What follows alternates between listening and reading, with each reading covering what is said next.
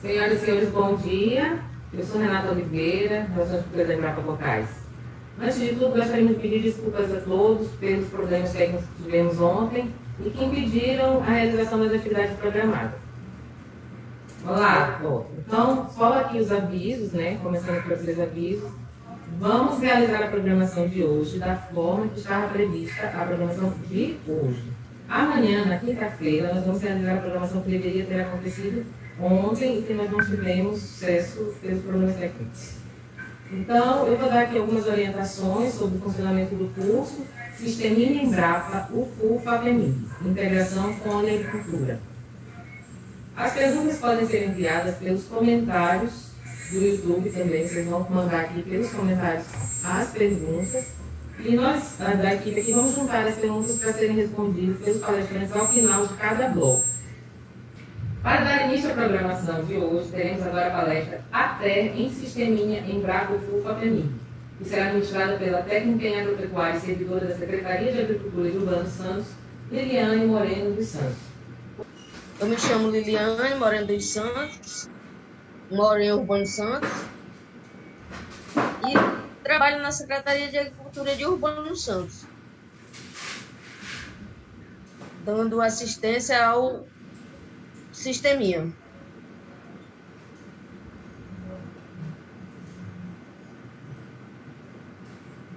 Sou técnica agrícola com habilitação em agricultura formada pela Escola Agrotécnica de São Luís e atualmente desempenhando a ocupação na Secretaria Municipal de Agricultura de Urbano Santos. Tenho uma experiência profissional na empresa Suzano. Lá fui auxiliar de produção de mudas de eucalipto no período de 4 de 2002 a 10 de 2008. E na empresa KL Viveiro, de auxiliar florestal, de 2009 a 2011. E atualmente estou trabalhando com a DER, na Secretaria de Agricultura de Urbano Santos, dando assistência aos beneficiários do Sisteminha. Um de alguns dos problemas que nós mais temos é a qualificação do beneficiário, porque muitos acham o Sisteminha lindo, mas quando a gente termina o trabalho, a montagem, a gente vê que a pessoa só achou lindo e não quer trabalhar realmente junto com... E aqui é um dos principais objetivos é a escolha da área. Temos que escolher uma área com água para que tenhamos uma renovação de água para o tanque do Sisteminha. Como todo mundo sabe, o tanque do Sisteminha é o coração do Sisteminha. Aqui está o tanque. Começamos a trabalhar com o tanque quadrado, mas foi modificado um pouco para o tanque circular, onde se torna-se melhor. E aqui estão o sedimentador e o filtro cabeleira, que serve para a filtragem da água. A água vem do tanque através de um mangote para o sedimentador, passando por um filtro cabeleira e retornando para o tanque em outro filtro cabeleira para que segure a sujeira em outro filtro cabeleira. E aqui, esse aqui é a construção do aviário. Ele tem uma dimensão de 4x4. Aqui, nessa primeira foto aqui, vocês estão vendo que é o giral, onde é feito os ninhos e o dormitório para as galinhas. E mais na frente, na segunda foto aqui, tem a área do pastejo, que ela, de preferência, teria que ser um pouco maior, mas tá dando para manter o pastejo, que é para que as galinhas comam, se alimentam, de uma vegetação para que dê uma coloração na gema delas. Outro módulo do Sisteminha é o minhocário. Vocês estão vendo a primeira foto, a segunda foto, e aqui já é o minhocário pronto, onde ele tem 2 por 3 metros. E o minhocário, ele tem 40 centímetros de altura do chão, com 50 de largura. Aqui nós temos o tanque pronto, já com a água, o mangote, o filtro cabeleira aqui do lado, no canto. E bem do lado aqui de fora, no canto, nós temos o sedimentador. E aqui a segunda foto temos o sedimentador com o filtro cabeleira dentro. Esse cano que vocês estão olhando, com essa garrafinha aqui, serve para colocar o gesso, para corrigir a acidez da água. E aqui já temos o tanque funcionando, já tem os peixes. Só esperando eles crescer para poder começar a alimentação. Aqui temos outra foto mostrando o tanque. Já com... Não está dando para olhar direito aqui, mas tem a bombinha de oxigenação aqui do lado, onde serve para oxigenar a água, para que não falte oxigênio para os peixes.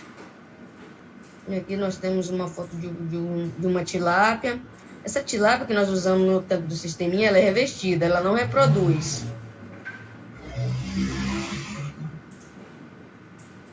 E aqui nós temos foto do tanque circular, com um raio de 2,20. Aqui temos aqui já estamos colocando os alevinos. Essa questão que vocês estão vendo aqui na foto do saquinho com os alevinos aqui, é só para passar, tá chegando de viagem, os alevinos, a gente deixa ele de 15 a 20 minutos para ele se adaptar à água do tanque, para que eles não sofram um choque térmico. E aqui estamos soltando os alevinos, e aqui nós temos a bombinha de oxigenação. Outro módulo do sisteminha que utilizamos é a compostagem. Aqui é o preparo das pilhas, e são com 45 dias elas já estão no ponto para ir para o minhocário. A gente prepara e com 15 dias a gente vira e vai virando até completar os 45 dias para poder levar elas para o minhocário, para a produção de humus. E aqui nós já temos o minhocário com as compostagens para o preparo do humus.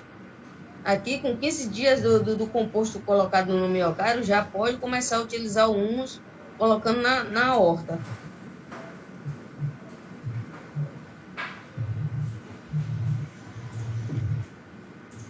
Aqui é a beneficiária de um dos sistemas de Urbano Santo, fazendo plantio de alface, onde temos aqui couve, coentro, e tem outras coisas mais que ela planta também no sisteminha. Aqui nós temos a plantação de milho, macaxeira, quiabo e feijão. Isso aqui é em outro sisteminha também de Urbano Santo, não é no mesmo.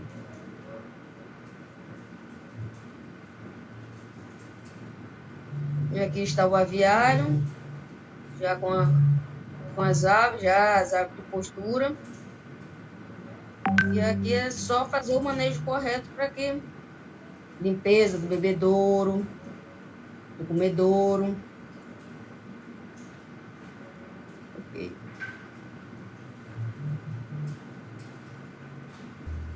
Como todos sabemos, o sisteminha ele é uma tecnologia desenvolvida para gerar uma renda da família.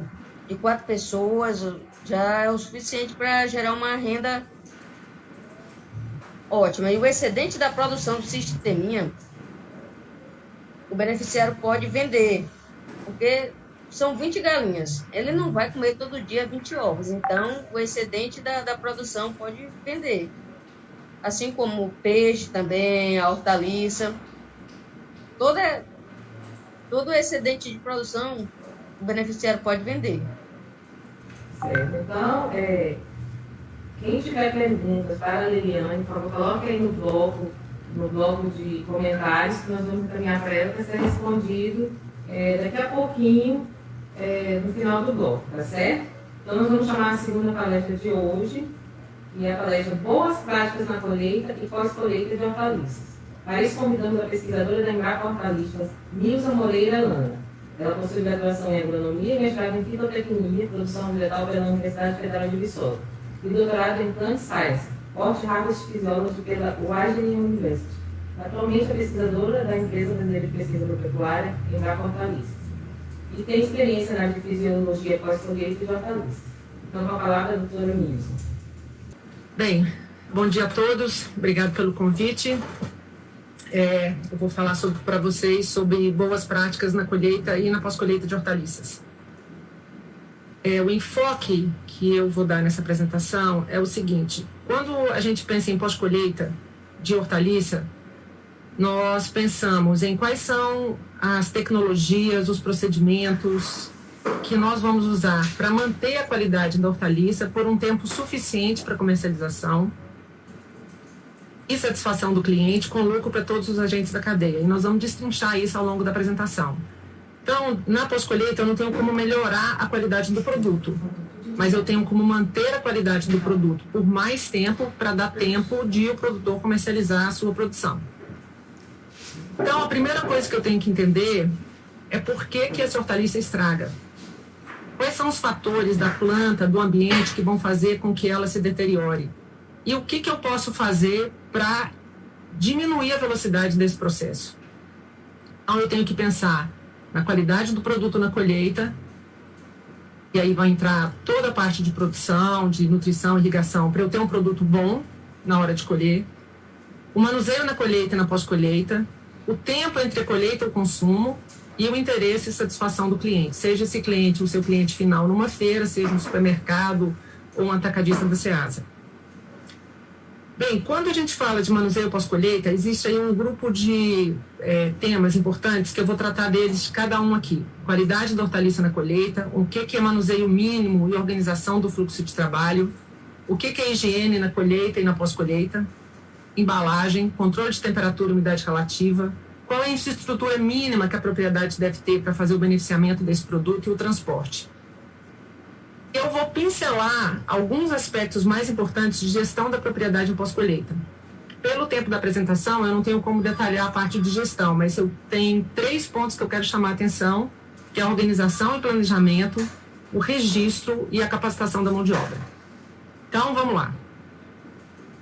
Primeira coisa que eu vou pensar é, se eu quero um produto que dura por tempo suficiente para ser comercializado e que atenda aos interesses do cliente, eu preciso pensar primeiro na variedade que eu vou plantar.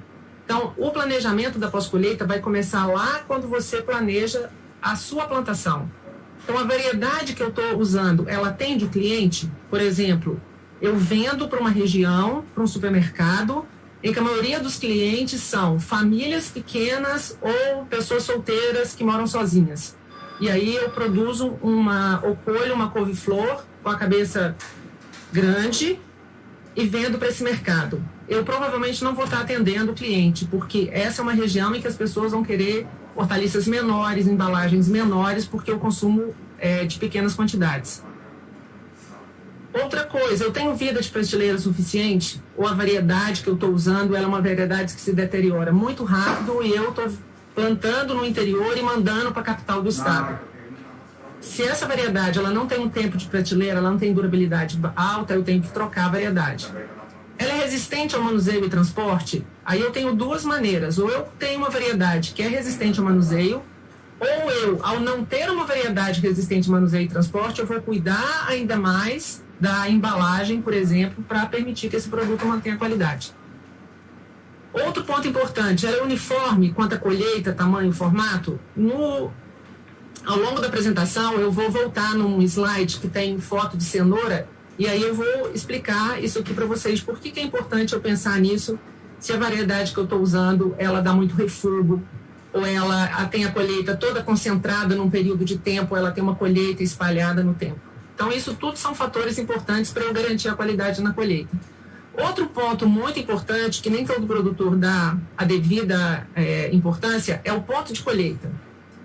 Quando a gente está falando de fruta, mamão, banana, goiaba, melão, Esse é um produto que amadurece após a colheita, porque é muito comum a gente ver no mercado frutas que são colhidas antes do ponto ideal de colheita, que nunca amadurecem e que não vão ser, não vai ser um produto de grande qualidade.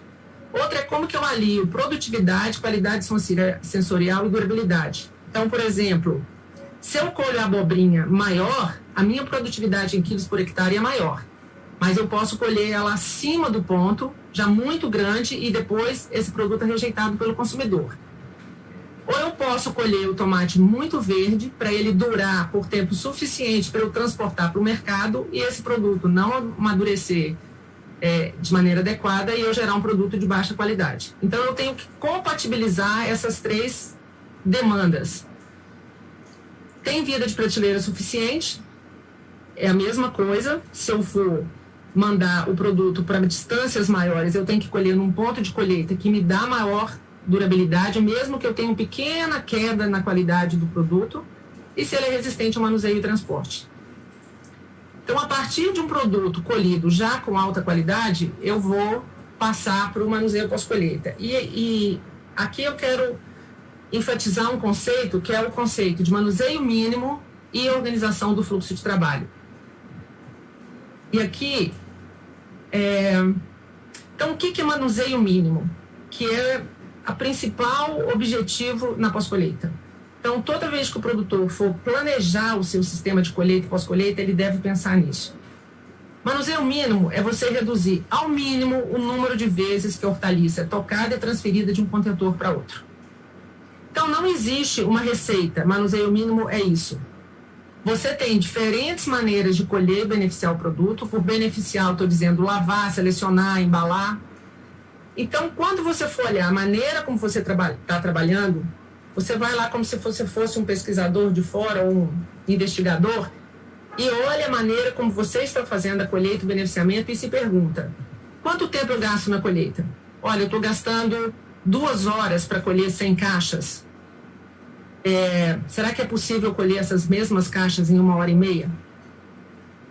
Eu estou machucando a hortaliça quando eu estou fazendo a colheita, porque eu colho num balde, viro num carrinho, viro numa caixa, viro numa mesa. Eu posso eliminar alguma etapa? Então, ao invés de colher no balde, para virar na caixa, eu posso colher diretamente na caixa? Eu estou tendo um retrabalho, eu estou colhendo o produto desse lado da lavoura, levando para o outro lado da lavoura, depois eu trago de novo para cá, porque o trator estacionou desse lado com a carreta. Então, essa análise é muito importante que o produtor faça, para em seguida ele analisar se ele pode simplificar esse fluxo de trabalho. Então, vou dar alguns exemplos para vocês. Então, esse aqui é o exemplo de uma propriedade no Distrito Federal, que colhe o produto de uma maneira bastante eficiente.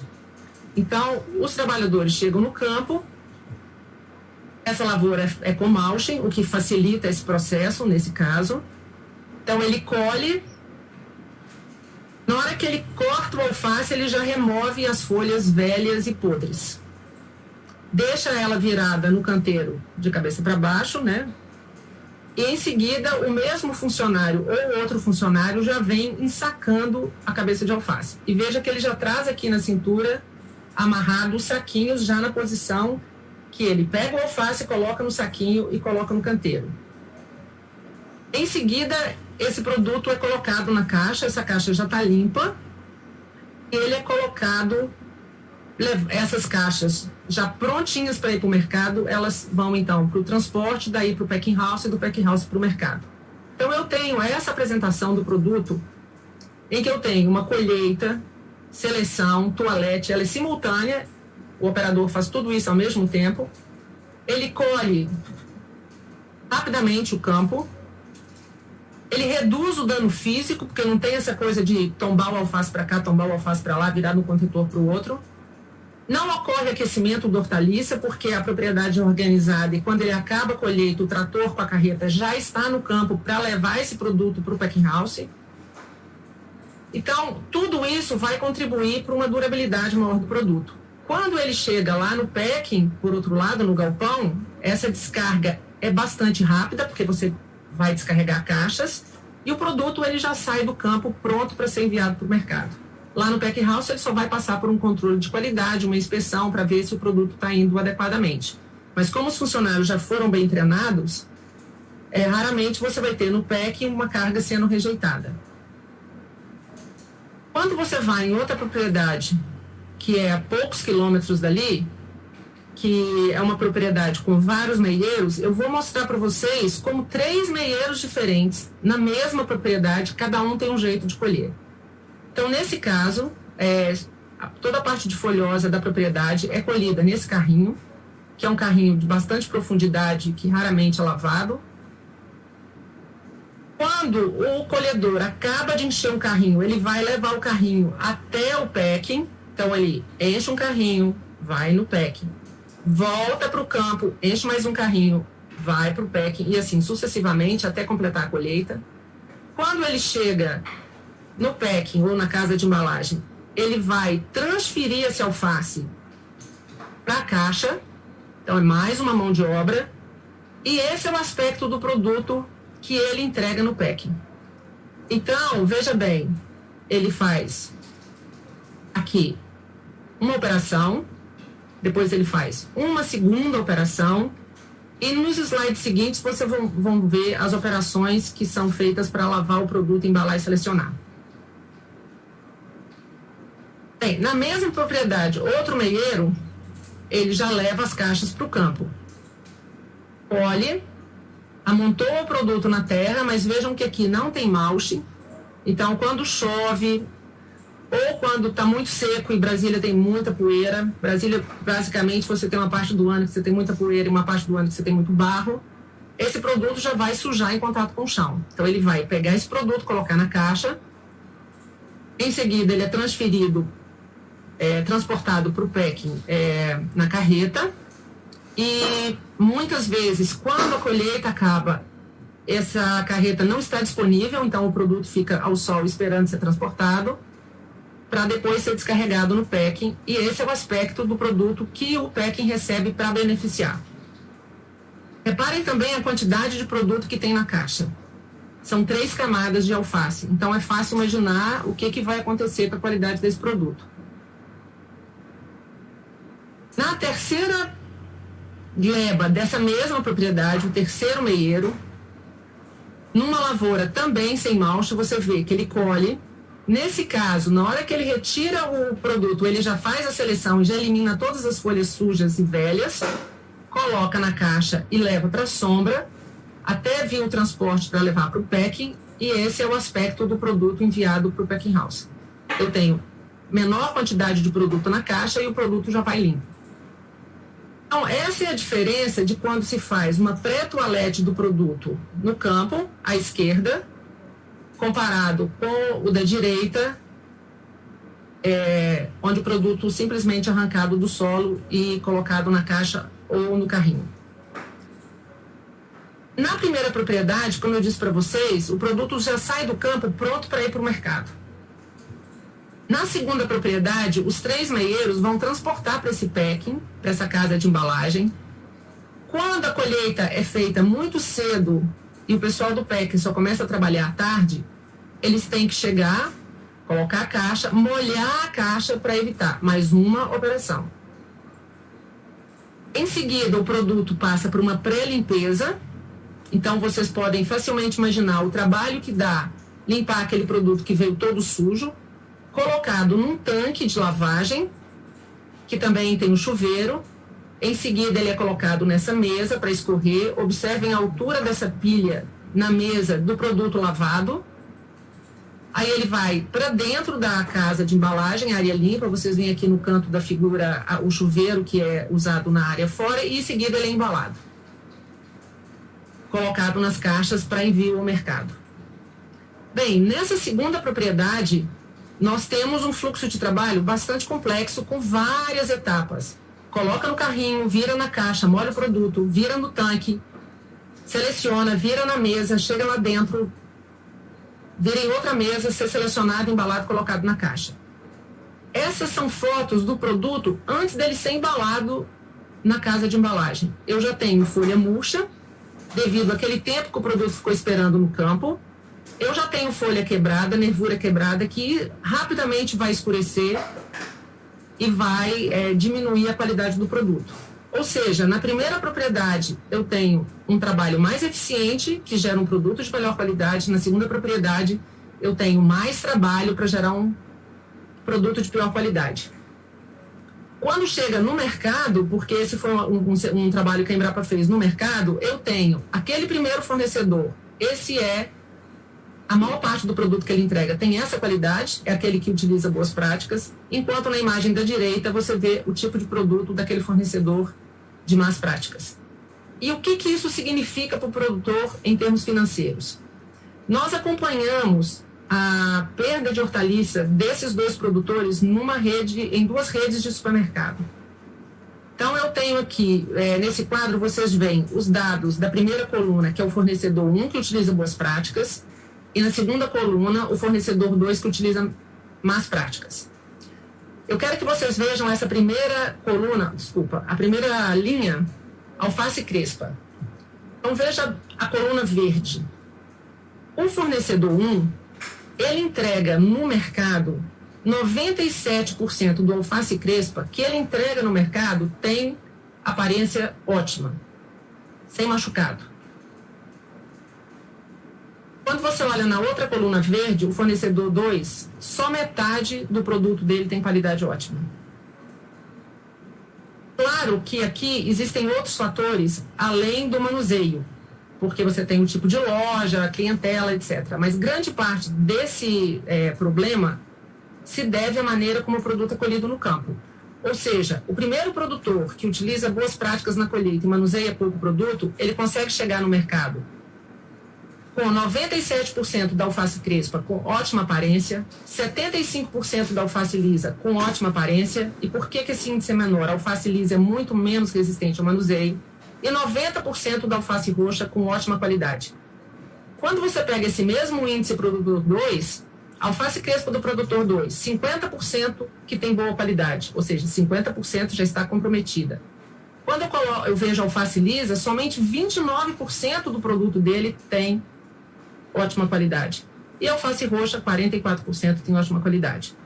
Diga-se de passagem que no campo a diferença entre um produtor e outro era muito menor do que essa.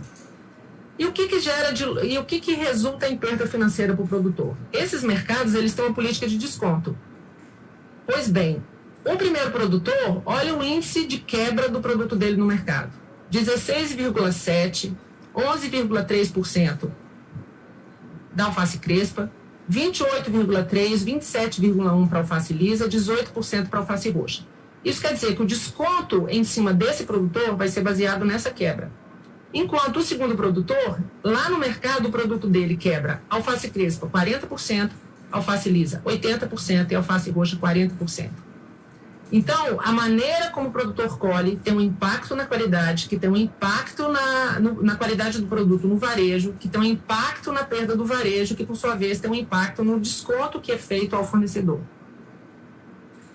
O manuseio mínimo, ele também é um conceito que deve ser levado para o beneficiamento. Quer dizer, como que eu consigo selecionar, embalar o produto de uma maneira que eu mexa menos no produto? Vou dar um exemplo para vocês aqui de uma cooperativa de pequenos produtores que vende muito produto embalado em bandeja. Então, nessa primeira foto, você tem um funcionário que vai selecionar o produto que pode ser embalado em bandeja. Como ele não recebe um bom treinamento e não tem nenhum material para ele se apoiar do que seria esse produto, quando ele manda esse produto para a área de embalado, 2 outros funcionários vão repassar todo esse produto e vão encontrar produtos que não servem para ser embalados, até chegar nesse produto aqui. Então, aqui eu tenho 2 problemas. Eu tenho um problema de treinamento de mão de obra, quando esse funcionário não é bem instruído sobre como selecionar o produto, e eu tenho outro problema, que é o código de barra com peso fixo. Quer dizer, o produtor vende para o mercado uma bandejinha, vamos dizer, com 700 gramas de pepino. E aí ele tem que ficar escolhendo o pepino até dar um peso próximo a 700 gramas. Então, essa é uma área que o agrônomo da região, o extensionista, deve trabalhar junto com o mercado. para arrumar uma maneira melhor de embalar e de identificar esse produto que não exija esse retrabalho. Então, essa é uma situação que eu preciso diminuir o manuseio, porque aqui ele pega o pepino, coloca na caixa, tira da caixa, coloca da caixa, tira da caixa, isso vai ter um impacto na qualidade. Então, eu preciso treinar melhor esse funcionário para que esse produto já que chegue aqui pré-selecionado e, de preferência, que eu tenha um código de peso real do produto e não um código de peso fixo. O manuseio mínimo, ele também deve ser levado até o mercado. Então, nessas duas primeiras fotos, vocês veem tipos de expositores em que o produto, a caixa que vem do produtor, ela é colocada. Então, o expositor é só um esqueleto de ferro onde a caixa é colocada. Enquanto outro sistema que se usa muito no exterior é a exposição de pequenas quantidades com reposição frequente de novos produtos. É diferente da maioria dos mercados brasileiros, onde você tem exposição de grande quantidade de produto com a manipulação frequente dos mesmos produtos. Então, essa pilha de cenoura nesse mercado, esse repositor arruma de manhã, o consumidor vem, desarruma, aí ele empilha tudo de novo, o consumidor vem, desarruma, e assim sucessivamente, várias vezes durante o dia. Então, quando chega ao final do dia, esse produto já não tem qualidade e essa quebra, parte dela é repassada para o produtor. Então, quando o produtor ou o extensionista que assiste esse produtor, ele deve, de tempos em tempos, dar uma volta no mercado, conhecer o seu cliente, ver como esse produto está sendo exposto lá, para ver se esse manuseio lá na loja pode ser melhorado, conversar isso com o seu cliente, de modo que todo o cuidado que ele teve durante a produção, colheita e pós-colheita, seja continuado no mercado varejista, onde o seu produto vai ser vendido. Bem, então, essa parte do manuseio, eu quero deixar bem claro para vocês é o seguinte: não existe uma única maneira correta de fazer a colheita e a pós-colheita. Você pode adequar a maneira de trabalhar, o seu volume de produção, ao tamanho da propriedade, à disponibilidade de mão de obra, ao produto que você está colhendo. Mas você deve sempre analisar o seu processo de trabalho no sentido de ter esse fluxo de modo que você mexa no produto o menos possível, tenha uma colheita mais rápida, não deixe o produto exposto ao sol e não machuque o produto. Outro ponto muito importante na parte de pós-colheita é a questão da higiene. E os principais pontos de contaminação da hortaliça na colheita e pós-colheita, o mais importante deles é a água utilizada para lavar a hortaliça. Em seguida, as embalagens e veículos que são usados para transporte. Então, esse transporte de alface numa carroceria aberta de uma caminhonete que provavelmente foi usada para transportar vários outros tipos de produto que não alimento, deveria... quer dizer, é proibido por lei, mas é feito. Mas é uma prática que vai aumentar muito o risco de contaminação desse alimento. O descuido em relação a rejeitos da colheita. Então, essa propriedade de tomate, por exemplo, aquele tomate que é rejeitado na seleção, ele é amontoado ao lado da barraquinha onde é feita a seleção. Isso aqui é um repositório de um fungo chamado geotrico, que é transmitido do tomate coroto por aquela mosquinha das frutas e que causa muita perda no varejo. Eu vou mostrar uma foto para vocês. E a sujeira das embalagens. O problema dessas práticas é que você tem contaminação com fitopatógeno, que é micro-organismo de planta que vai causar esse tipo de produto. Então, esse tomate no mercado é derivado dessa propriedade, com esse descuido, e essa quebra vai ser descontada do produtor. Mas eu também tenho patógenos transmitidos por alimento, que são patógenos de gato, cachorro, boi, porco, galinha, que contaminou a água usada na lavagem, a carroceria da caminhonete, a caixa, e que vão causar doença nas pessoas, doenças do sistema gástrico-intestinal. E o outro problema é que essa sujeira, por exemplo, quando vocês veem essa caixa da última foto, ela tem muita areia, terra, resto vegetal. Essa sujeira ela vai causar um atrito na hortaliça que por si só já vai gerar uma injúria física, um dano físico, que depois de algumas horas vai ficar escuro, que vai gerar perda, que vai ser descontado do produtor, ou um produto que não é atraente para o consumidor. Bem, essa água usada para lavar, ela é potável? Porque esse é um dos maiores problemas que, inclusive, inibem que algumas pessoas, por exemplo, comprem hortaliça folhosa, porque elas têm a desconfiança da qualidade microbiológica da hortaliça de folha, devido à água que é usada para irrigação e para lavagem. Então, a Embrapa tem, eu posso compartilhar com vocês, essa cartilha que explica de uma maneira muito fácil como que você monta e usa um clorador de pastilha em residência rural, que você pode usar para clorar a água que vai ser usada para lavar hortaliça. A outra pergunta é por quanto tempo é possível trabalhar dessa maneira sem sentir dor nas costas? Então, esse produto vai ser bem lavado, ele vai ser bem selecionado se o trabalhador está trabalhando sob essas condições? Eu vou ter um produto atraente para o consumidor no final?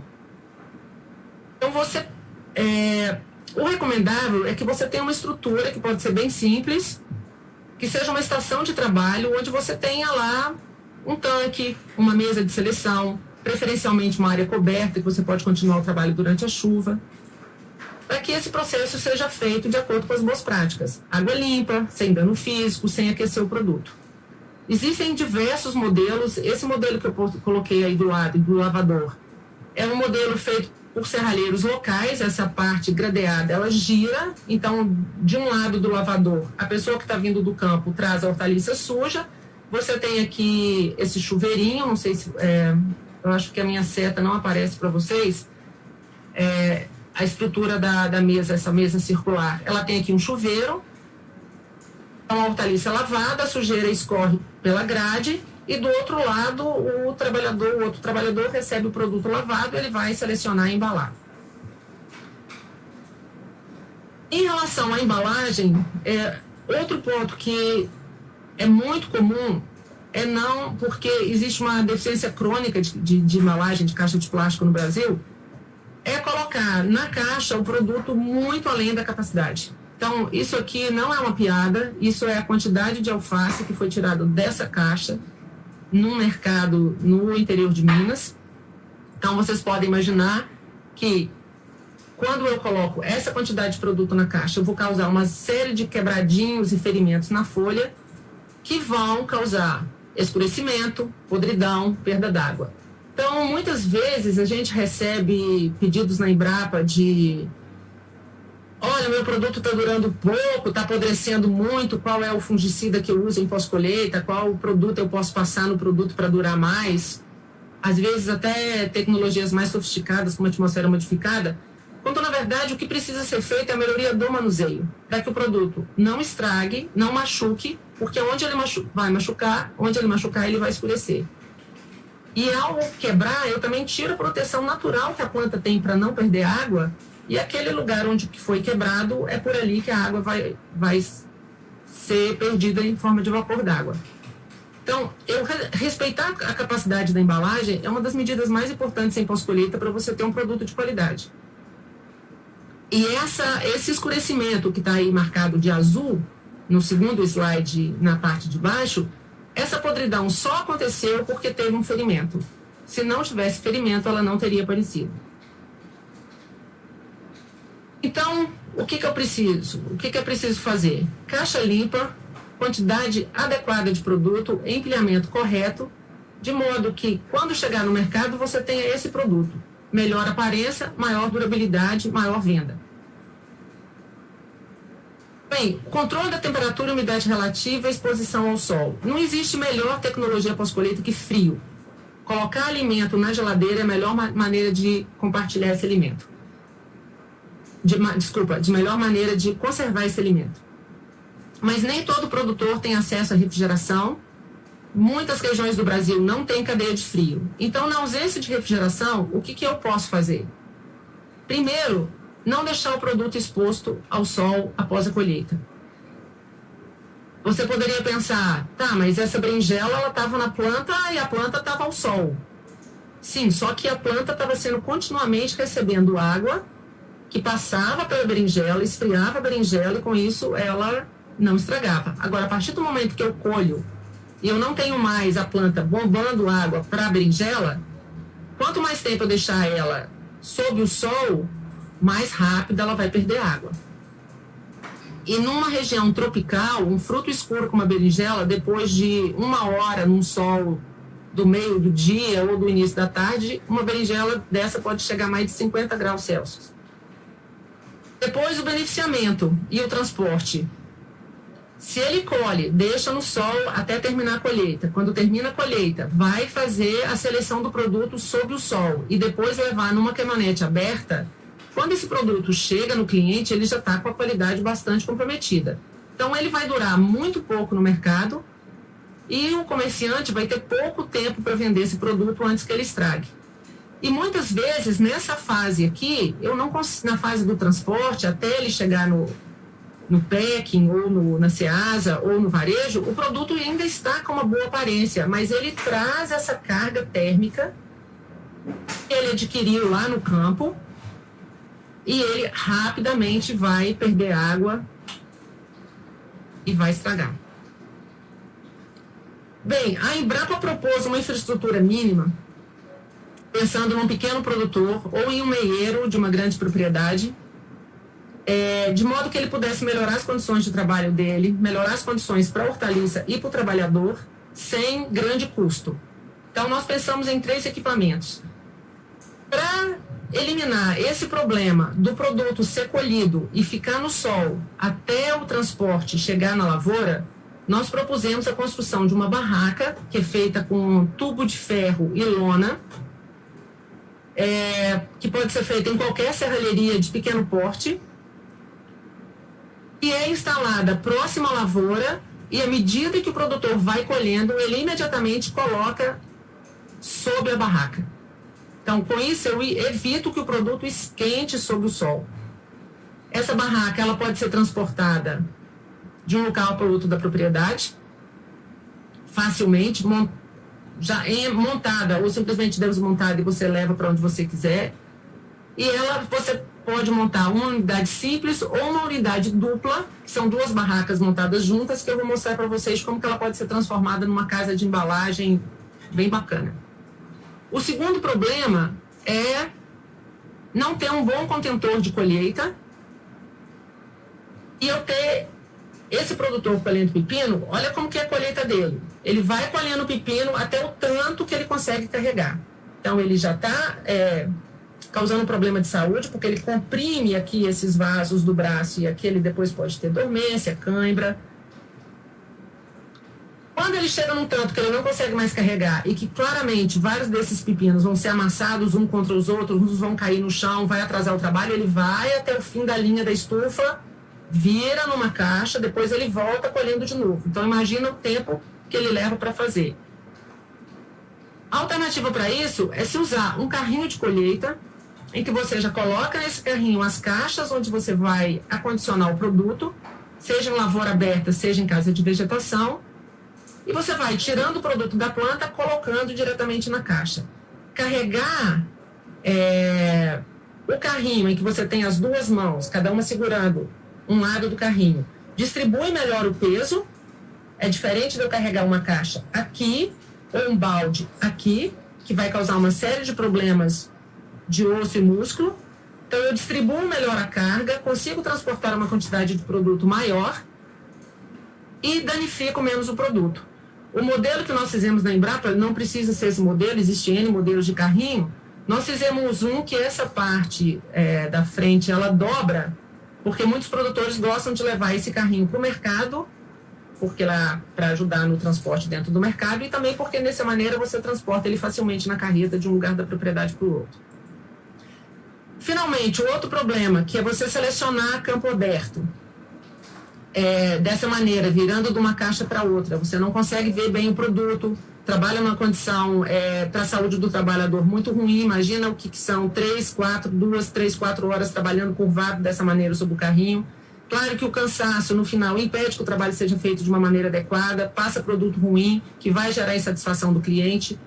Então, a gente sugeriu a construção de uma mesa, que também é uma mesa que pode ser feita em qualquer serralheria e marcenaria pequena, que é feita com compensado. Ela pode ser, eu vou mostrar no próximo slide como que as diferentes maneiras dela ser montada, em que eu uso um produto de baixo custo, que é o compensado, mas eu uso um filme plástico para cobrir a mesa. Então, quando você vê as boas práticas, eu devo colocar a hortaliça numa superfície lisa, facilmente higienizável. Ora, se eu pego um compensado, que não é lavável, mas eu cubro o compensado com um filme de plástico transparente, aquele plástico usado para telhado de estufa, esse plástico ele pode ser lavado com sabão, com água sanitária. Eu garanto a sanidade do produto. Essa mesa ela pode ser colocada reta ou ela pode ser inclinada, e esse cavalete que forma o pé da mesa, ele pode ser ajustado pela altura do trabalhador. Então, esse trabalhador ele vai trabalhar numa condição muito melhor, o trabalho vai ter um rendimento melhor e o produto vai ser menos danificado. Então, quando a gente faz a barraca dupla, nós chamamos de casa de embalagem de lona ou estação de trabalho, você pode organizar esse ambiente de trabalho como se você estivesse num packing house de alvenaria. Então, eu tenho, de um lado da barraca, eu tenho a recepção, está aqui nessa segunda imagem do alto. Então, o colhedor, ele vai trazendo as caixas da lavoura, à medida que elas são colhidas.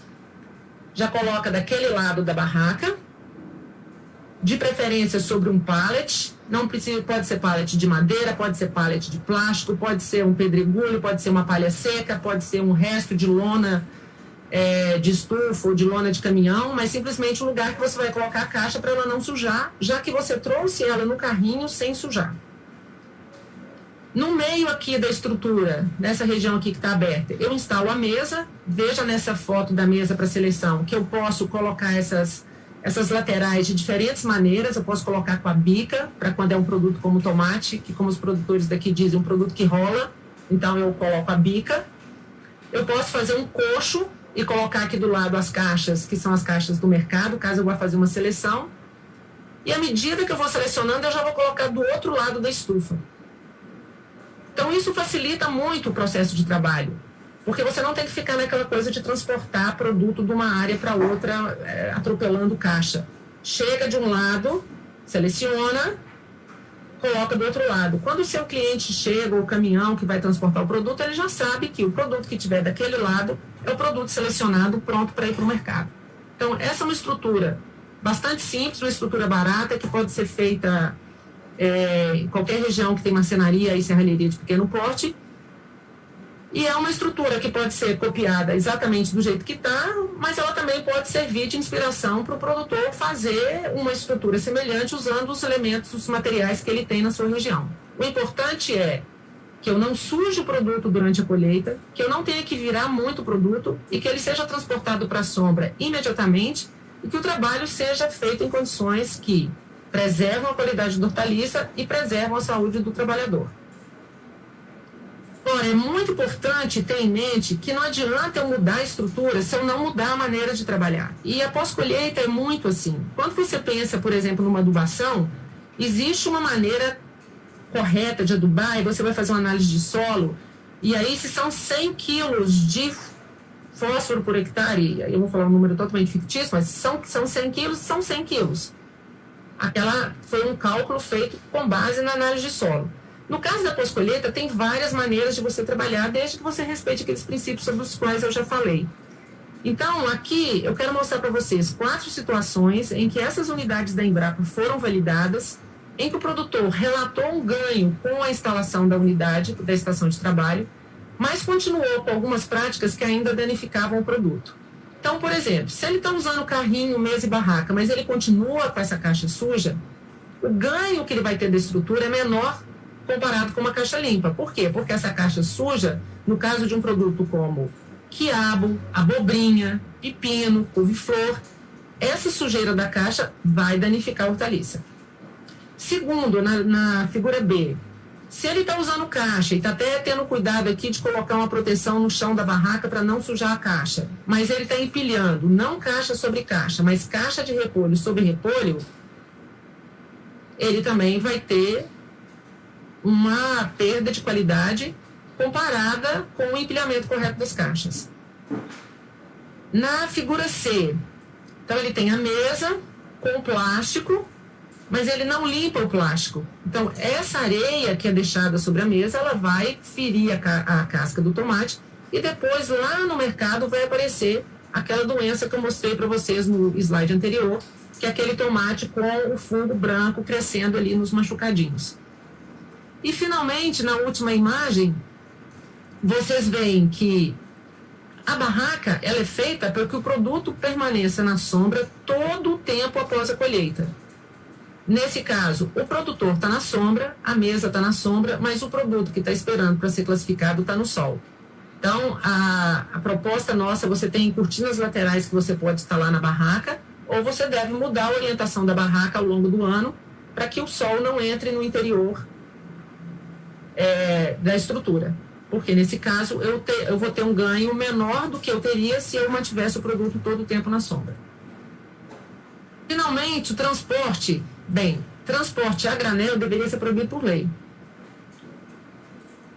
É uma das maneiras mais eficientes de você estragar seu produto. Então, você pega o brócolis, que é um produto extremamente sensível à temperatura alta, e ele já começou a cozinhar dentro dessa caminhonete. Aí ele chega no packing, ele é feito a toalete, coloca dentro de um saquinho plástico, não tem cadeia de frio, ele já vem quente do campo, ele já vem abafado do campo. É tipicamente aquele brócolis que quando você chega em casa e abre, ele tem aquele cheiro de enxofre. Então, na falta de um caminhão refrigerado, eu tenho pelo menos garantir o empilhamento correto da carga, com caixas que permitam a ventilação, e fazer a cobertura.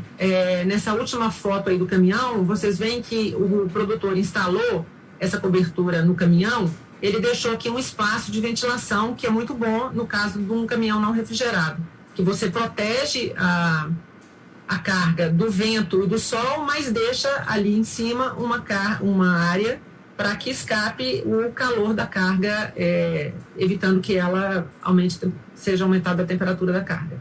Então, pelo menos o empilhamento correto e a cobertura da carga, eu devo garantir. Porque esse transporte a granel feito do jeito que está, todo o trabalho que você teve de adubação, irrigação, fazer uma colheita bem feita, ele vai ser perdido. Parte dele vai ser perdido aqui, porque o seu produto, quando chegar no mercado, não vai ter qualidade. Bem, a gestão da propriedade em pós-colheita é um longo capítulo. Quem tiver interesse sobre isso, eu acabei de lançar um livro com um colega extensionista da Emater chamado Reflexões sobre Perda Pós-Colheita de Hortaliças, onde a gente detalha. Esse livro é gratuito, ele está disponível no site da Embrapa. Mas existem 3 pontos que eu quero falar com vocês. E aqui eu chamo a atenção tanto do produtor como do extensionista que dá assistência ao produtor. Porque quando a gente pensa em gestão da propriedade, a maioria dos técnicos pensa sempre na parte de produção, que é, sem dúvida, extremamente importante. Mas o que seria essa gestão em pós-colheita? Então, vamos pensar em organização e planejamento. O tempo que você gasta para fazer as operações de colheita e pós-colheita, elas têm um custo para o produtor. Elas têm um custo em termos do salário que você paga para o funcionário, tem um custo em termos do tempo que o produtor se ocupa daquela atividade. Quanto menos tempo eu gastar para fazer isso, quanto menos tempo o produtor e o seu funcionário gastarem para colher e beneficiar, mais tempo ele tem para fazer outra atividade. Controlar o mato na plantação, fazer uma melhor negociação com seu cliente, fazer a vistoria do sistema de irrigação, assistir televisão, tirar uma soneca, seja o que for. Então, eu quero mostrar para vocês 2 exemplos de boas práticas e de más práticas que estão relacionados com a organização e o planejamento na propriedade. Então, essa primeira foto, que tem essas estufinhas brancas, esses túneis brancos, quando o colhedor chega de manhã para colher esse alface, as caixas que ele vai usar para colher já estão na lavoura e já foram levadas antes por outro funcionário. No caso, essa é uma propriedade de médio porte. Então, vai colher na terça de manhã, segunda-feira à tarde, ou terça de manhã mais cedo ainda, o trator vai levar essas caixas e vai deixar ao lado da lavoura que vai ser colhida. Na foto abaixo dela, onde você tem um produtor com um carrinho e as caixas verdes, que é um pequeno produtor, ele vai fazer a mesma coisa na escala que ele trabalha. Então, cada vez que ele vai à lavoura, ele já vai levando as caixas que ele vai usar para colher o tomate. Então, ele vai para a lavoura com o carrinho, com as caixas vazias, colhe, volta, nesse caso ele tinha aquela barraca que eu mostrei para vocês, ele volta para a barraca com a caixa cheia, quando ele volta para a lavoura, de novo, ele já vai levando as caixas vazias. O trabalho nessa situação é muito mais eficiente que o trabalho nessa situação em outra propriedade do Distrito Federal. Então, você vê, como não tem planejamento e organização na propriedade, esse colhedor, ele vai, aí na foto 1, ele vai para o campo colher sem ter caixa. A propriedade tem caixa, mas ou a caixa estava cheia, estava suja, ou ninguém levou, o trator está fazendo outra coisa, ninguém... Então tá, ele vai colhendo na mão, vai levando na mão, colocando aqui na sombra no chão. Então, ele gastou tempo para colher, botou no chão, carregou de novo. Claro que tem uma capacidade máxima que ele consegue carregar de maço na mão para levar para uma sombra para esperar chegar. Aí, depois de um tempo, que ele já terminou a colheita, vem o trator trazendo as caixas. Aí ele vai transferir os produtos para a caixa. Como isso foi colocado na sombra, longe do carreador, ele vai ter que carregar essa caixa de novo até o trator. Então, imagina o tempo que se gasta para a colheita na primeira propriedade, nas duas primeiras, e o tempo que se gasta nas duas segundas. Isso tem refeito no tempo e na qualidade do produto que é colhido. Então, o tipo de informação que eu vou registrar, não vai dar tempo para falar de rastreabilidade, mas com a exigência de rastreabilidade, o produtor vai ser obrigado a ter registro das operações que ele faz. Nesse primeiro momento, a maior importância é o registro dos produtos fitossanitários que ele usa. É o grande objetivo do Ministério da Agricultura, é fiscalizar o uso dos pesticidas, dos agrotóxicos. Só que o produtor, ele também já pode dar um passo à frente para um mercado que vai ficar cada vez mais exigente em rastreabilidade e em informação de onde que veio esse produto. Isso é uma tendência irreversível nos mercados. Começar para o seu controle, para o seu planejamento, a fazer outros registros. Por exemplo, registro das operações de colheita.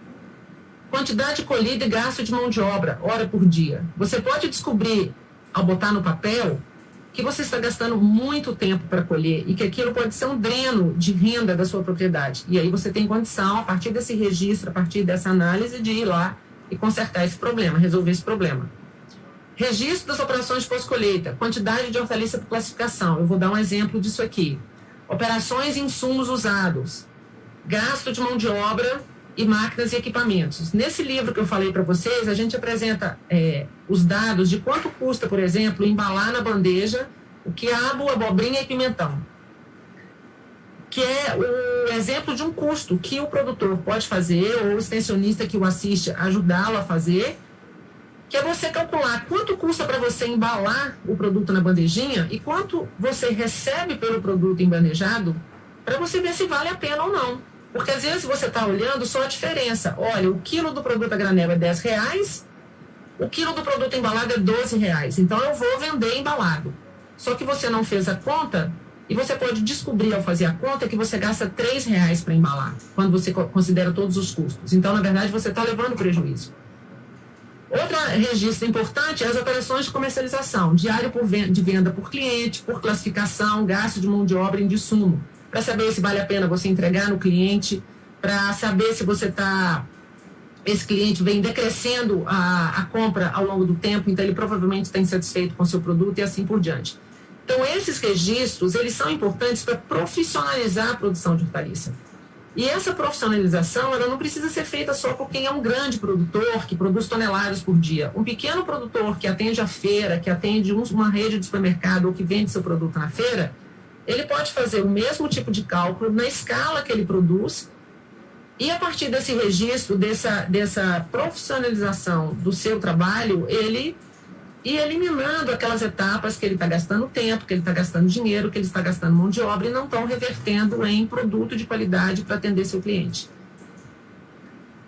Então, aquilo que eu falei da classificação é o seguinte, esse é um trabalho que nós fizemos aqui no Distrito Federal em grandes e médias propriedades com cenoura, Então, quando você tem um registro, por exemplo, vamos pegar uma situação que você produz cenoura e você tem 4 classificações. Você tem aqui a cenoura A, você tem aqui a cenoura AA e a cenoura 3A.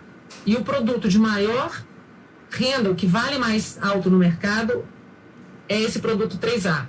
Você tem lá uma perda na colheita e você tem uma perda no beneficiamento.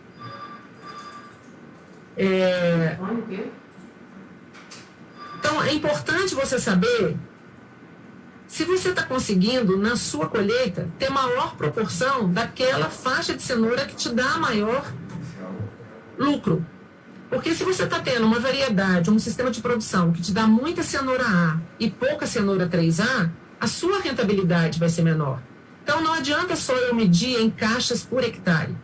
Eu posso ter uma propriedade que produz 1.000 caixas por hectare, ao lado de outra propriedade que produz também 1.000 caixas por hectare.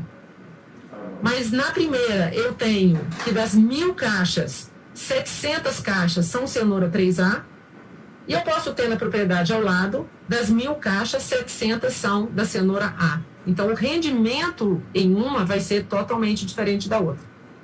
Quando eu também faço esse tipo de avaliação, eu consigo, por exemplo, saber quanto por cento que eu estou perdendo na colheita, quanto que eu estou perdendo no beneficiamento, e a depender de por que eu estou perdendo, olha, eu tenho muita cenoura bifurcada, eu tenho muita cenoura quebrada, eu tenho muita cenoura rachada, eu tenho uma indicação de onde eu devo melhorar o meu sistema de produção. Então, se lá no beneficiamento eu estou tendo muita cenoura quebrada, eu tenho que ver o que está acontecendo com o lavador. Se eu estou tendo lá na lavoura muita cenoura bifurcada, eu tenho que fazer uma análise de solo para ver se eu não estou com problema de nematóide, com contaminação por nematóide, e assim sucessivamente. Então, esse é o tipo de registro que é além daquele registro de qual agrotóxico eu joguei na plantação. É um registro que serve muito para o produtor analisar economicamente a sua produção. Outro aspecto muito negligenciado, mas extremamente importante, é a capacitação da mão de obra. Quer dizer, o nível... Às vezes o produtor está muito preocupado em ter uma tecnologia sofisticada, uma máquina sofisticada, quando o ativo mais importante dele é a mão de obra. Em pós-colheita, o nível de conhecimento para você manusear e usar as boas práticas, e o uso das boas práticas é o que vai fazer o produto durar mais e ter melhor qualidade, é o fator mais importante.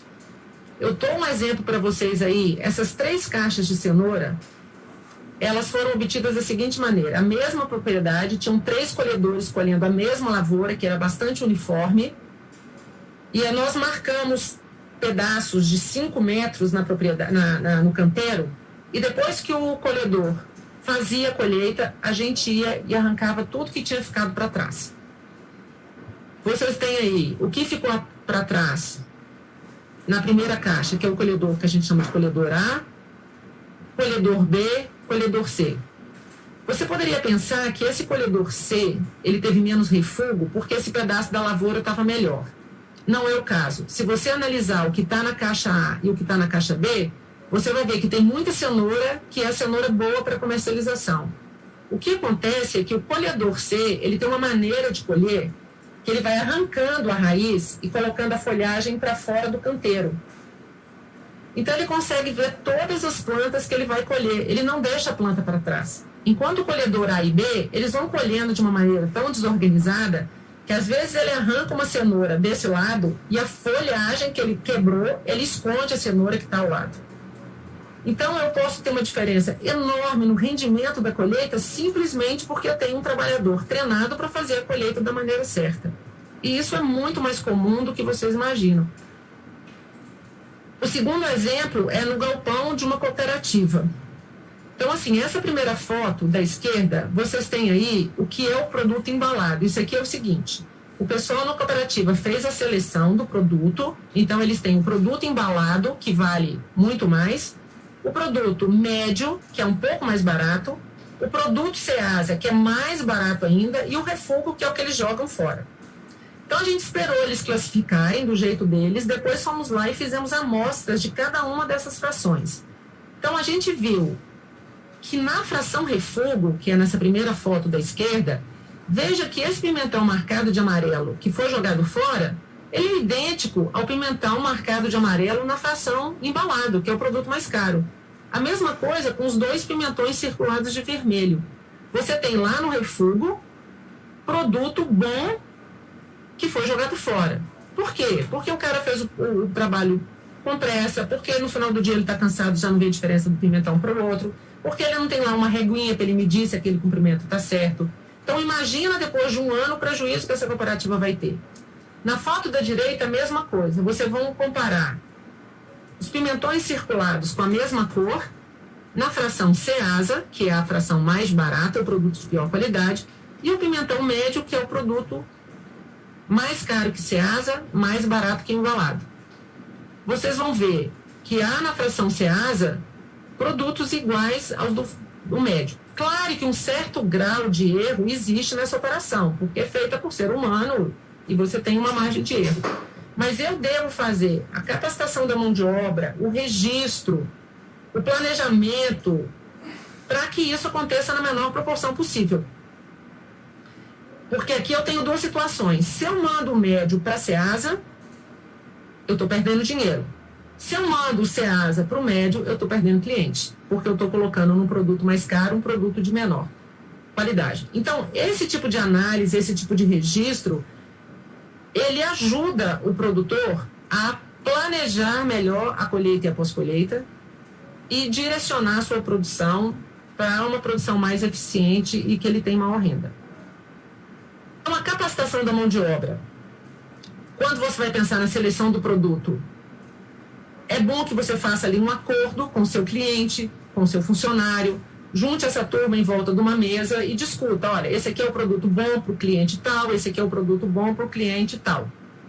E depois você tenha dispositivos para ajudar o funcionário no dia a dia, por exemplo, fichas com fotos, em que você tem, nesse exemplo aí da abobrinha, é a ficha que a gente fez lá com o pessoal da cooperativa. Então, você tem lá o que é um dano profundo, o que é um dano por virose, o que é o padrão comparado com um defeito inaceitável, de modo que, na dúvida se esse produto é bom ou ruim, ele consulta essa ficha e tem menos erro de classificação.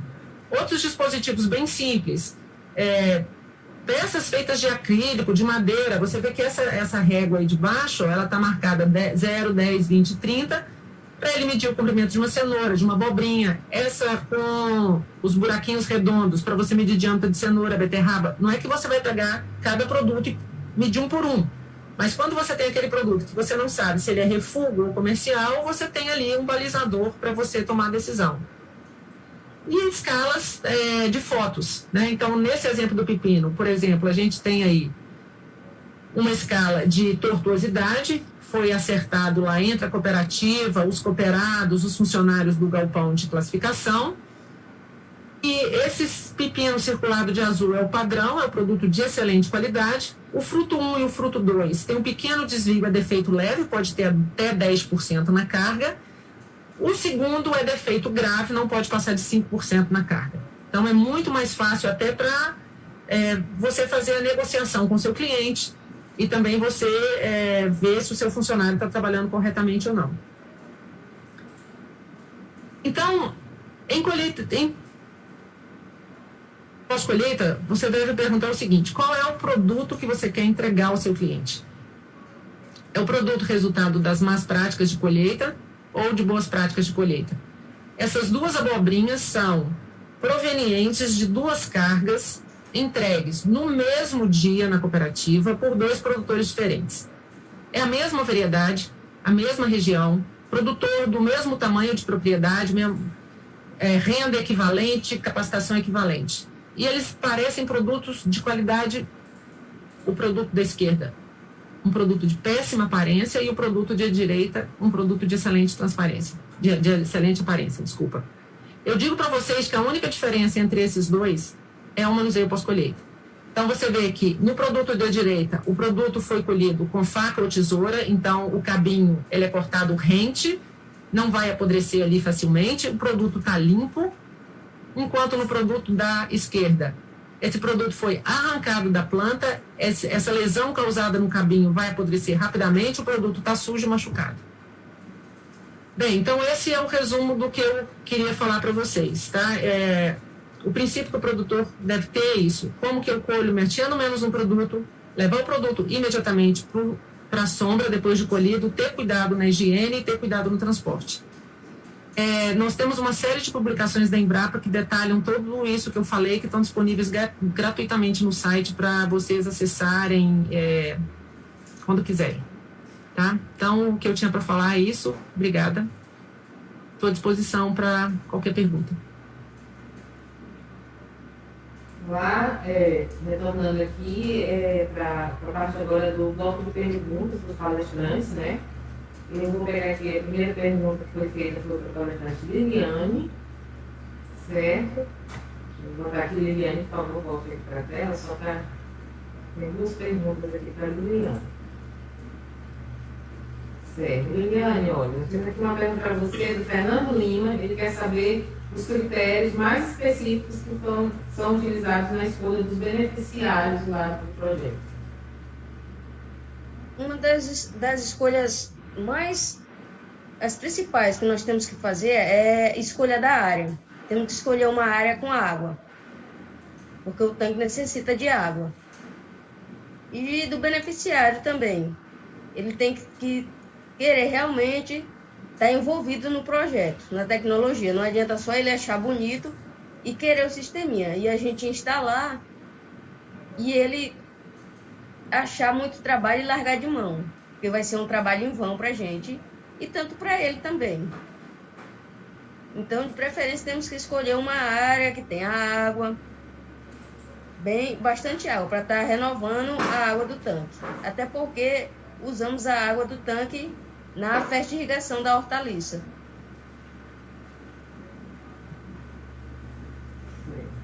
E outra pergunta foi do Zé de Costa Veloso, nosso colega. Ele está perguntando sobre o rendimento, a idade de pesca e o peso dos peixes. O rendimento, com 300 gramas, a gente já pode começar a se alimentar. Porque o sisteminha é para melhorar a renda alimentar da família. Como já falei, o excedente da produção é que o beneficiário vai poder estar vendendo. Até para poder comprar outro alimento diferente do que tem no sisteminha. Certo. Então, foram só as perguntas para a Liliane. Nós temos aqui uma pergunta que, se a doutora Milton puder responder, não foi bem direcionada para a palestra, mas o Aldinha está perguntando, ele está falando que ele gostaria de implantar o sisteminha na propriedade dele, localizada na zona rural de Uberlândia.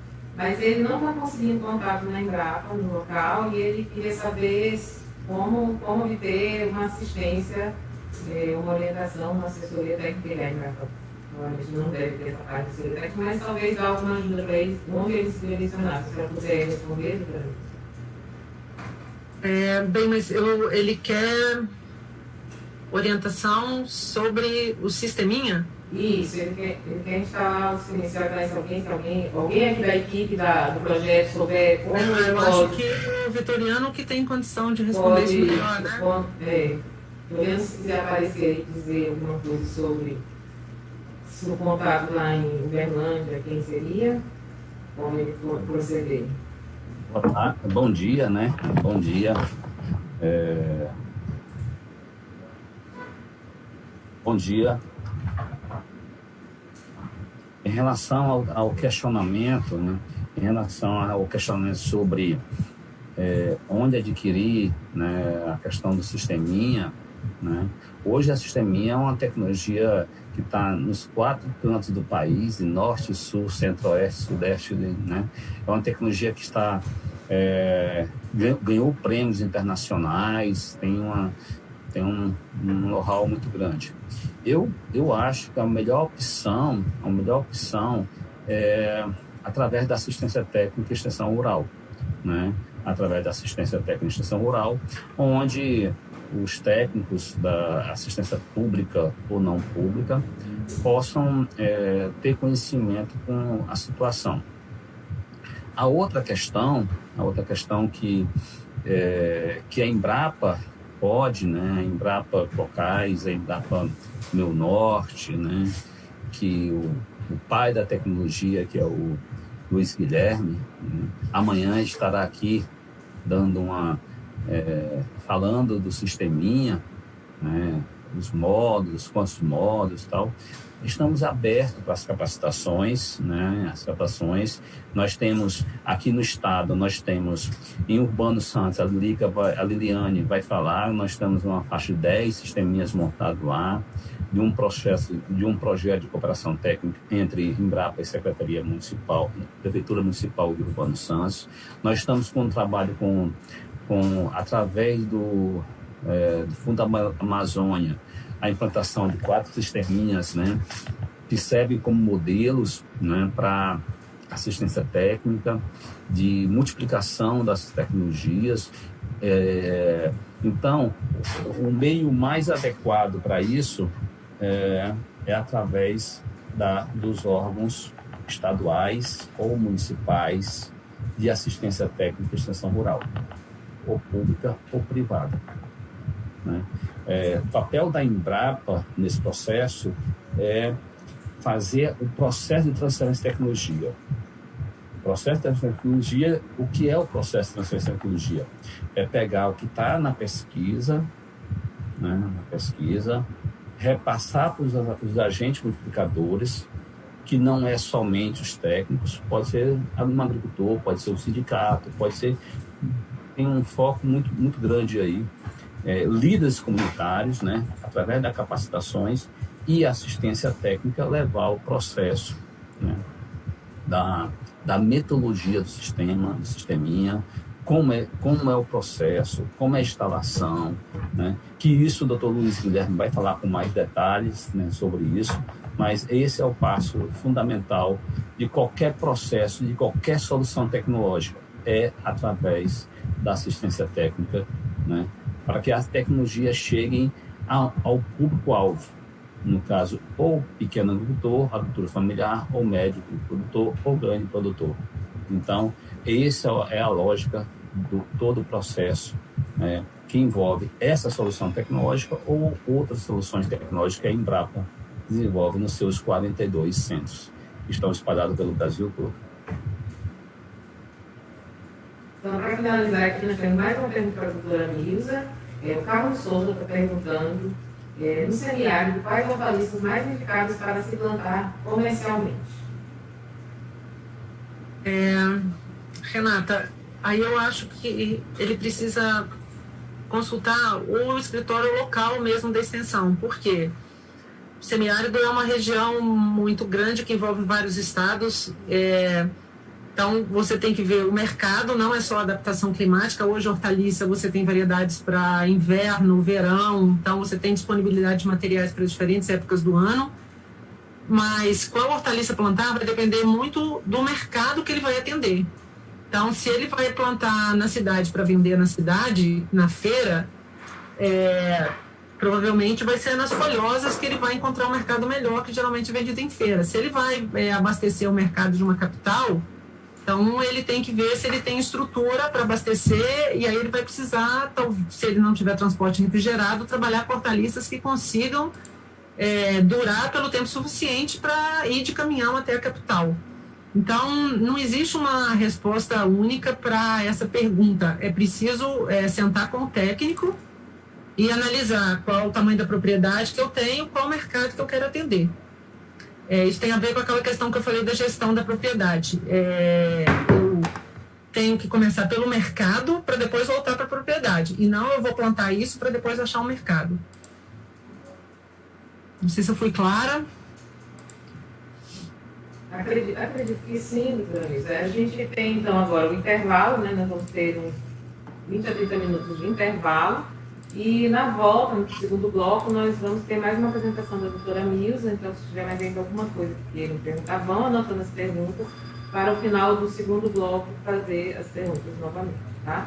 Então, gente, nós vamos para o intervalo e daqui a pouco nós retornamos com a programação.